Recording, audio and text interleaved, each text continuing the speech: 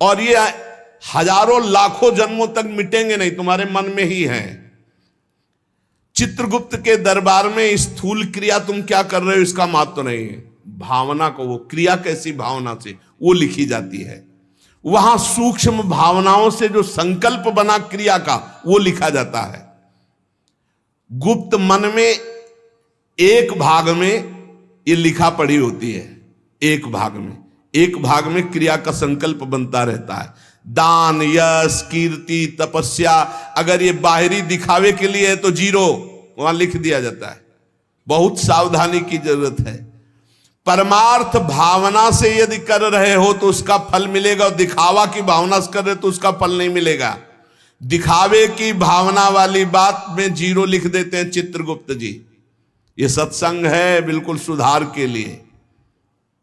धर्म प्रचारक स्वार्थ की वासना तो परिणाम 0।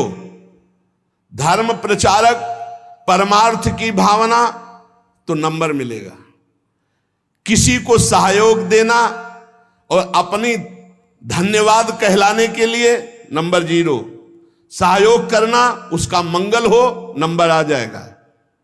संसार में बाह्य रूप रेखा का मूल्यांकन संसार करता, चित्रगुप्त नहीं।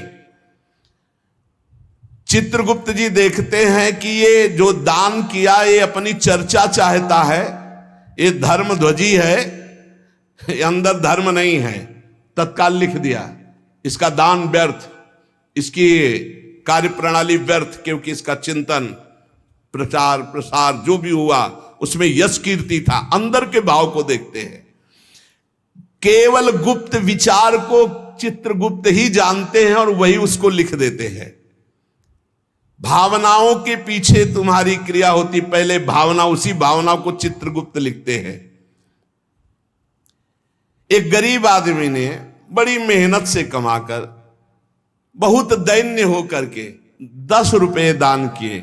उस 10 रुपए के दान के बराबर धनी आदमी का 10 करोड़ रुपया भी नहीं होगा। लेकिन वो गरीब आदमी जो सकुचा करके मुझ गरीब के पास क्या, और 1 रुपया 10 रुपया दिया।